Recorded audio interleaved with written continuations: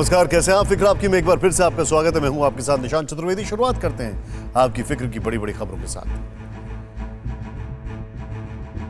Corona के फैलते संक्रमण को रोकने के लिए आंशिक लॉकडाउन के फैसले लिए जाने लगे हैं। कहीं पर नाइट कर्फ्यू तो कहीं मॉल सिनेमाघर बंद किए जा रहे हैं। लेकिन फिक्र यह है कि जब जनता ने समझदारी छोड़ दी है और वक्त की मांग के हिसाब से वैक्सीन का मैनेजमेंट नहीं हो रहा है तो महामारी रुकेगी कैसे?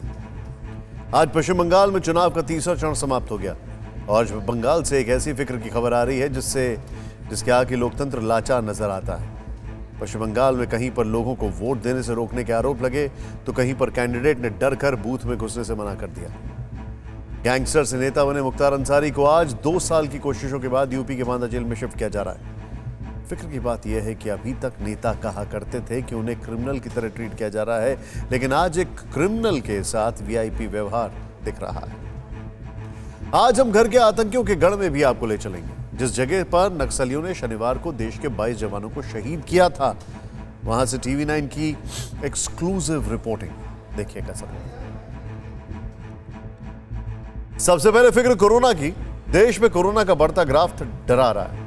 मार्च में कोरोना संक्रमण ने जो सुपरसोनिक रफ्तार पकड़ी थी उसने अप्रैल में और भी गति पकड़ ली है। संक्रमण तेज हो गया है, कोरोना का आतंक और बढ़ गया है।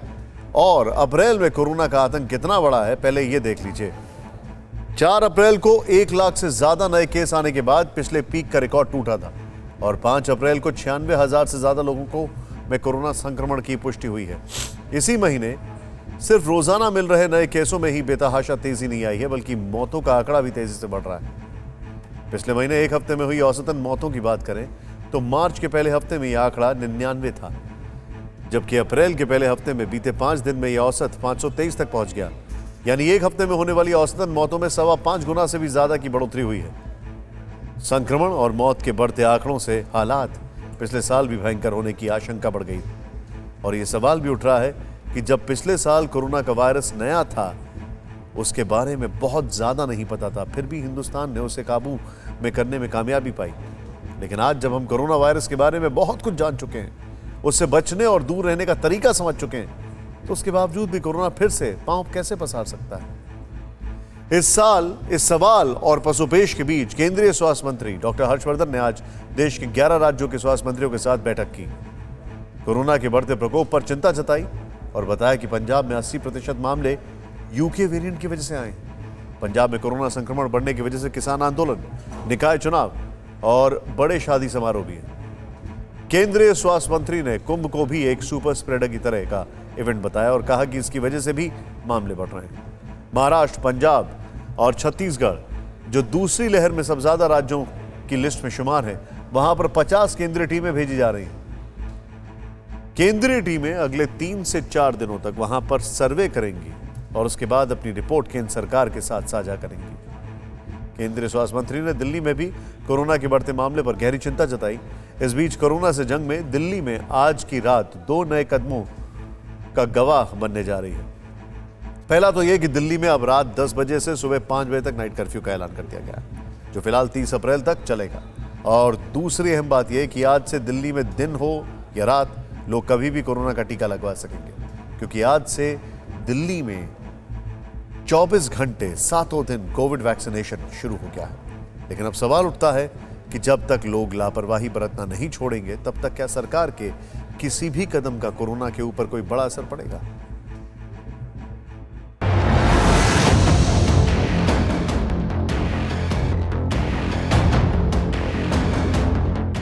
एक और लापरवाही बढ़ रही है तो दूसरी ओर पाबंदियां, लेकिन फिर भी कोरोना के नए केस रिकॉर्ड तोड़ रहे हैं। ऐसा नहीं है कि लोग भीड़ में संक्रमण के खतरे के बारे में नहीं जानते, लेकिन फिर भी 2 गज की दूरी को भूलकर भीड़ में बिना मास्क घूमने वालों की कमी नहीं। और अगर कोई रोके या टोके तो कुछ लोग नाराज हो जाते हैं, तो कुछ फौरन बहानों के साथ तैयार हो जाते हैं। मास्क कहाँ है आपका? मास्क यहाँ पे तो कुछ है ही नहीं, तो क्या लगाएंगे सर? तो आपको डर नहीं लग रहा कोविड से? नहीं डर सर। लगा रहे सर। हाँ, कहाँ लगा रहा है? आपका मास्क कहाँ है? पैकेट में रखा हुआ कहाँ है? हम लोग के पास भी मास्क है, हम लोग भी लगाते हैं। हाँ। पर अभी है हम लोग का रखा हुआ, लगाएंगे हम। सर जी गिर गया, हाँ? मास्क अभी गिर गया। ठीक से पहना था? नहीं ठीक नहीं पहना था। ये देख लीजिए, यहाँ महिलाओं को देखिए, महिलाओं को देखिए, यहाँ कैमरा देख कर ताई क्यों नहीं पहना था मास्क? पहन रहे ना, अभी गया घर से। अभी आपने कैमरे पे पहना? हाँ नहीं, खुला था। हाँ। अभी वो पानी पी रहे ना, इसके लिए खोला था। पिछले साल 6 अप्रैल को पूरे देश में कोरोना से संक्रमित लोगों की संख्या 4,777 थी, लेकिन तब लोगों में डर बहुत ज्यादा था।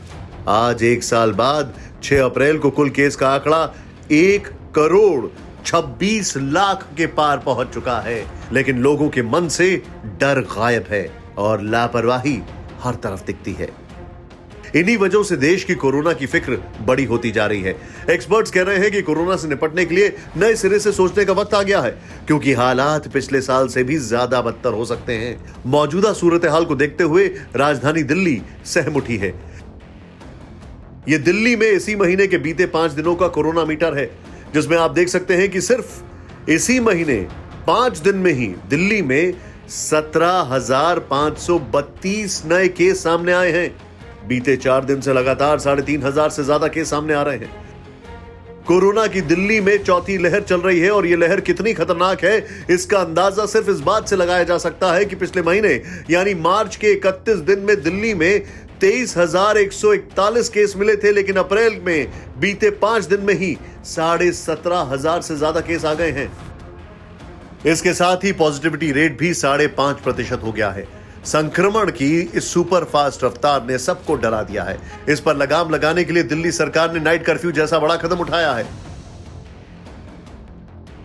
दिल्ली में 30 अप्रैल तक रात 10 बजे से सुबह 5 बजे तक नाइट कर्फ्यू लगा रहेगा। इस दौरान ट्रैफिक मूवमेंट पर कोई रोक नहीं है। बस, मेट्रो, ऑटो, टैक्सी जैसी सार्वजनिक वाहन चलेंगे। राशन, फल, सब्जियां, मेडिकल स्टोर के दुकानदारों को भी ई पास बनवाना होगा। प्रिंट और इलेक्ट्रॉनिक मीडिया से जुड़े लोगों को भी ई पास लेना होगा। नाइट कर्फ्यू के दौरान वैक्सीन लगवाने के लिए निकलने की छूट है, लेकिन ई पास बनवाना होगा। Private doctor, nurse, paramedical staff को नाइट कर्फ्यू से छूट होगी, लेकिन उन्हें पहचान पत्र दिखाने होंगे। गर्भवती महिलाओं और इलाज के लिए जाने वाले मरीजों को छूट मिलेगी। अगर आप airport, railway station, bus terminal जा रहे हैं तो आपको टिकट दिखाना होगा। यानी एक बार फिर पुराना दौर लौटता नजर आ रहा है। लेकिन सवाल यह है कि क्या अब नाइट कर्फ्यू से कोरोना की कड़ी को तोड़ा जा सकेगा? क्योंकि रात में सख्ती बरत कर कोरोना को काबू करने में जितनी भी कामयाबी हासिल की जा सकेगी, उस पर दिन होते ही लोगों की लापरवाही पानी फेरने में देर नहीं लगाएगी। इतना कुछ होने के बाद भी दिल्ली में बहुत से लोग सोशल डिस्टेंसिंग अपनाने और मास्क लगाने की जहमत उठाना पसंद नहीं करते, और ऐसे ही लोगों की वजह से पूरी दिल्ली और देश की टेंशन बढ़ गई है।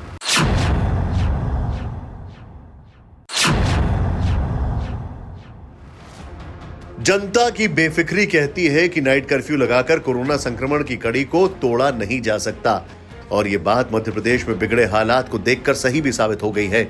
मध्य प्रदेश में 17 मार्च से कई जिलों में नाइट कर्फ्यू लगाया गया था ताकि संक्रमण पर काबू पाया जा सके।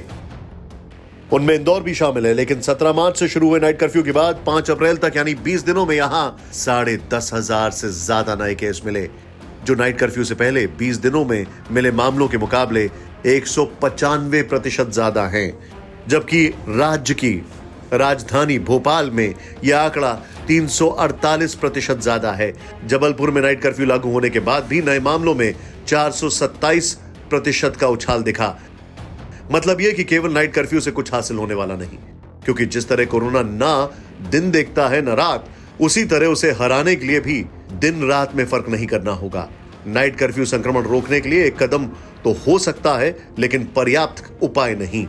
दिन में बाजारों और बाकी जगह जो भीड़ जुट रही है उसके बारे में भी सोचना होगा, क्योंकि उसमें कोताही का नतीजा कोरोना विस्फोट के रूप में सामने आ सकता है।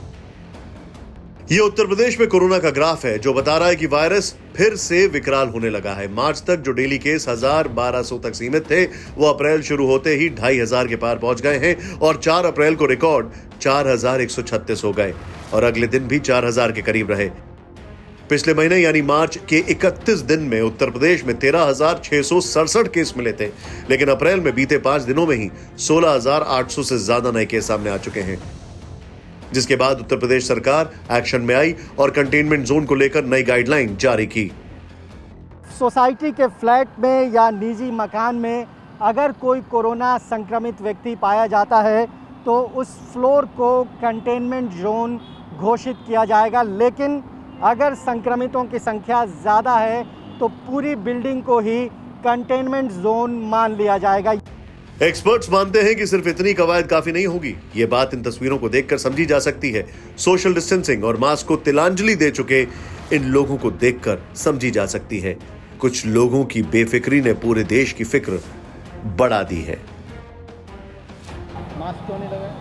अभी मुंह धो के हटाऊं अभी मुंह। भैया अभी दुकान से आ रहे हैं, जस्ट बाहर जाते हैं तो मास्क लगा ही लेते हैं। दुकान में रह गया सर, दुकान में रह गया है। दुकान पे क्यों है? आपके पास होना चाहिए ना नाक के नीचे। सर तो भूल गया था ना, गिर गया था नीचे तो उठा नहीं पाया। लगा रहे हैं मास्क, कैमरा देख के मास्क लगाओ। लगा रहे हैं सर जी मास्क। कुछ लोगों की बेफिक्री ने पूरे देश की फिक्र बढ़ा दी है। इसीलिए जरूरत है TTT यानी ट्रेसिंग, ट्रैकिंग और ट्रीटमेंट वाले फॉर्मूले की। इसे कामयाब बनाने के लिए कंटेनमेंट जोन बनाने होंगे ताकि संक्रमण वहां से बाकी इलाकों में ना फैले। और कंटेनमेंट जोन में बच्चों को छोड़कर सभी लोगों को वैक्सीनेट करना होगा। तभी जाकर कोरोना वायरस की सेकेंड वेव को और ज्यादा विकराल होने से रोका जा सकेगा। परवाह देश की, सोमवार से शुक्रवार रात 10 बजे TV9 भारतवर्ष पर।